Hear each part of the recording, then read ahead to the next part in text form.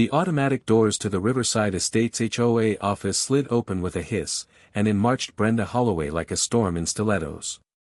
Her heels clacked sharply against the polished marble, echoing through the lobby like the sound of a gavel about to drop. In one hand, she clutched a thick manila folder, bursting with photographs. Her face was flushed, not with embarrassment, but with the smug satisfaction of someone convinced they'd just unmasked a criminal mastermind.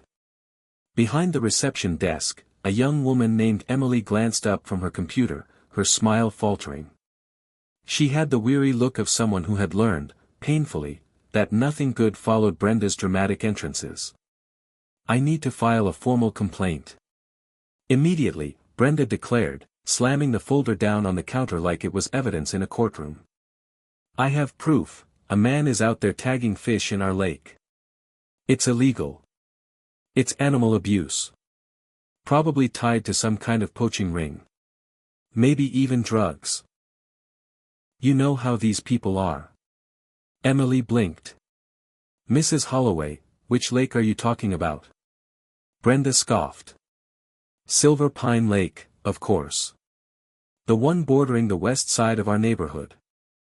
I caught him this morning, floating around in a dingy little boat, tagging fish like it was an airport baggage claim.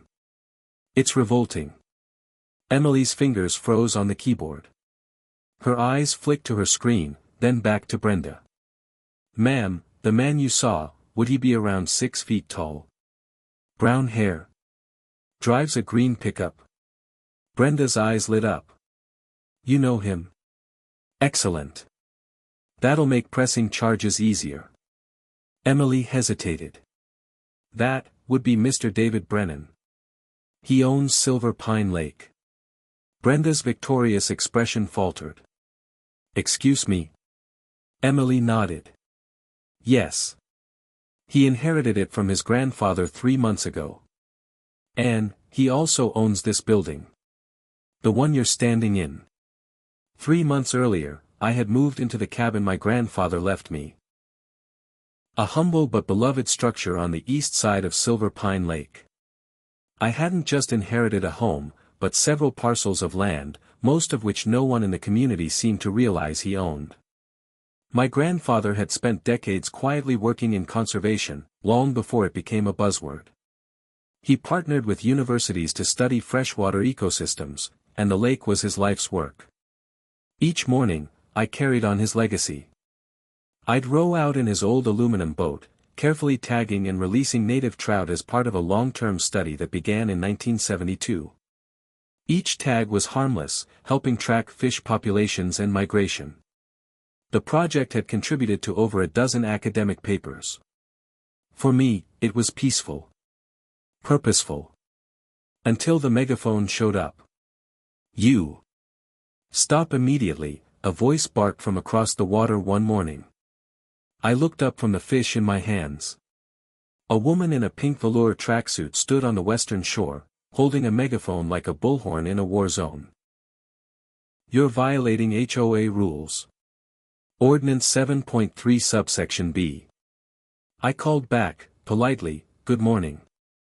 I'm conducting licensed research. Would you like to see my permits?" She laughed, sharp, cutting. "Permits? You think paperwork gives you the right to torture animals in our lake? I'm reporting you. To the police. The Wildlife Department. The local news. We'll see how long you last once Channel 7 finds out about this fish abuse." Despite my attempts to explain, she stormed off, phone already to her ear. I would later learn that this woman was none other than Brenda Holloway, HOA president, self-appointed moral crusader, and now, apparently, marine law enforcer. From that day on, she made it her mission to ruin me. She filed complaints with every agency she could think of, accusing me of poaching, illegal dumping, unauthorized research. She even got a local reporter to come out, though he seemed more interested in my tagging logs than her warnings of aquatic terrorism. Emily, the receptionist, confided that HOA meetings had turned into Brenda's personal war room. She handed out photos of me like a wanted poster, claiming I was fish napping and suggesting night patrols. She even proposed installing a security system around the lake. She convinced half the board you're running a black market caviar ring, Emily told me one afternoon, half laughing, half serious. Brenda herself became a regular presence, shouting from the shore, snapping photos, bringing HOA members to witness the criminal at work. Police were called multiple times. Each time, they checked my permits, recognized my family name, and left with a shrug. Then came the Thursday morning that changed everything. It was early June. I was on the lake at dawn, hoping for some peace. Instead, I spotted 3 black SUVs pull up to the boat launch. Out stepped 2 officers from the Department of Natural Resources, a representative from the EPA, and a federal wildlife agent. "Mr. Brennan?" The agent called. "We need to speak with you regarding several complaints." I rowed to shore, calmly collecting my documentation. Brenda appeared, as if summoned by the scent of authority, flanked by a group of residents she'd rallied. Her arms were crossed. Her smile triumphant. At last, she announced. "This menace will be stopped. You're welcome, everyone."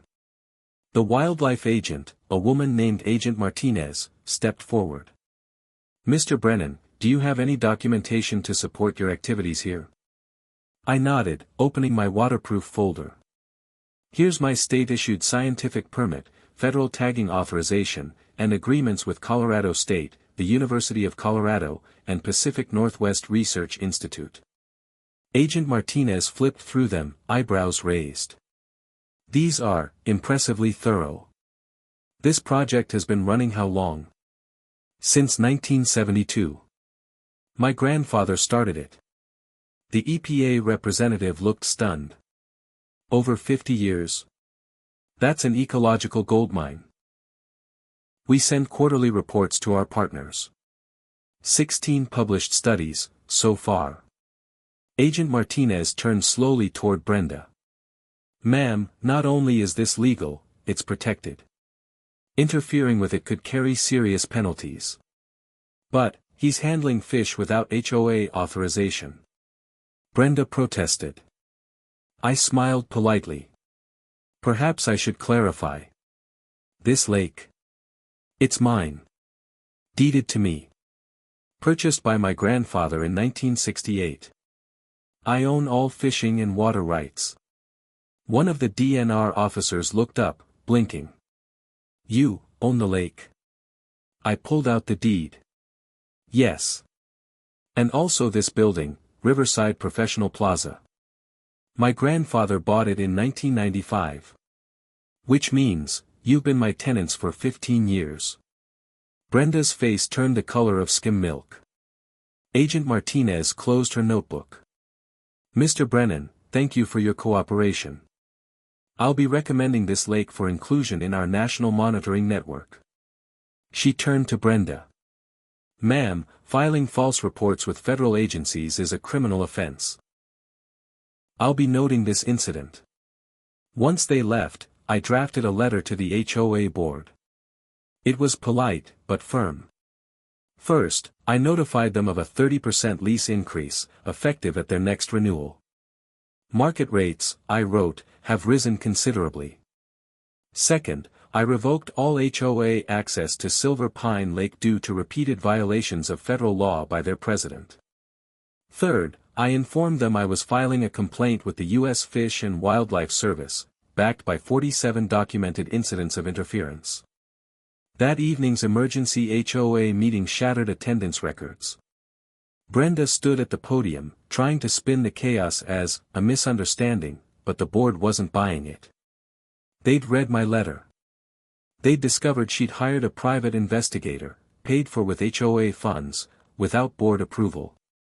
"You said the lake was community property," one board member snapped. "You've been threatening our landlord," said another. "I was protecting us." Brenda insisted. "No.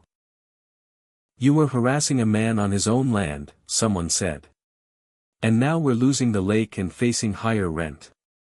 The vote to remove her as president was unanimous, except for her own. But the real blow came days later. After reviewing my footage, permits, and records, the U.S. Fish and Wildlife Service issued Brenda a $75,000 fine for repeated interference. The day she received the certified letter, her screams echoed down